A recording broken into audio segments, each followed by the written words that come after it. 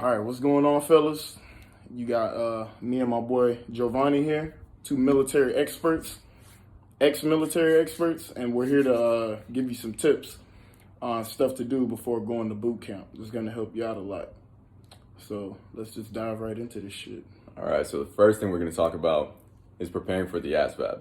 You want to make sure you score high enough to open up enough opportunities for you, because if not, you're most likely going to be fucking scraping some paint off the fucking boat walls and shit like that. Yeah, for sure. And yeah, you just give yourself way more opportunities when you have a better ASVAB score. So you always want to study for the ASVAB, you know, and if you get a low score, don't sweat it. You can go back and take it again and again until you get a better score.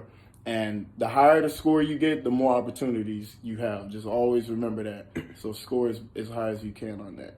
And then that leads us into choosing the right job once you get those opportunities, because me and him both know, like, if you choose a job that doesn't suit you, you're stuck with that job for 4 years. You're stuck being miserable for 4 years. Exactly. So you can always figure out what job you want to do beforehand, because if not, then you're kind of going to be like throwing darts at a board like I was.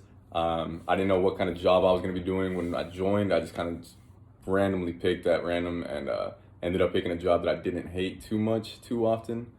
So you really want to make sure you're like learning about what each job actually does and entails in the everyday life of it, if you can. Yeah, definitely. And you want to pick a job that can translate over well into the civilian world, because some of these jobs that you get in the military can translate so well into the civilian world where you're making really good money. So you want to pick that. And then some jobs, they may seem cool in the military, but I mean, like, you're not going to get a job working infantry, you know, in the military. Like, there's no job that's really going to want you, like stuff like that. But some translate really nicely, some not so much. So if you're looking to do 20 in the military, then you won't care about that. But if you're looking to just do 4 and get out and find a career outside of that, then you want to think about that, stuff like that.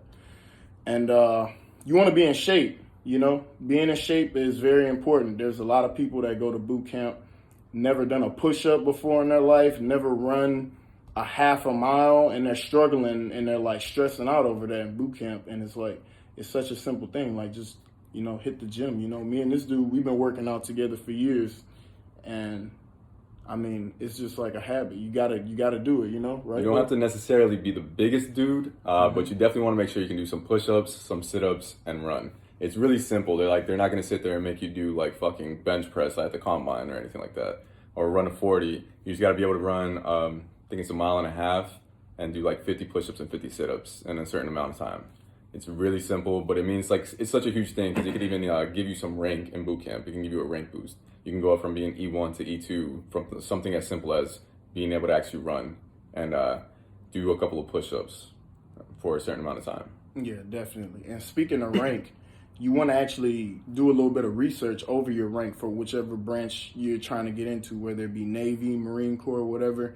You want to learn the ranks and the rank structures and like, you know, like how each rank looks and stuff, because that's going to help you out a lot when you first go in, because you're going to have these people yelling at you, and at least you want to know who you're talking to, you know, like you don't want to call a chief, a petty officer. And you want to know how to address them. Yeah, you're really going to get screamed at. Like, I mean, you're going to get yelled at either way it goes in boot camp, but knowing the rank is definitely going to give you a much smoother ride.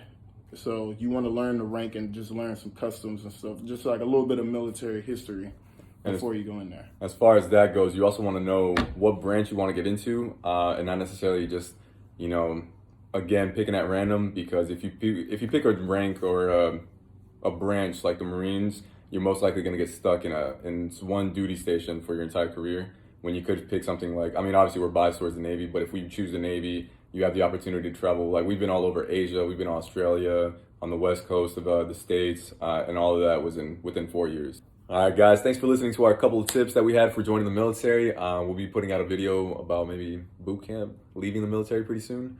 Once again, my name is Giovanni, and this is Porter. Darius Porter. Gang. You know what I'm saying? Clippers fans. And y'all just have a fantastic night.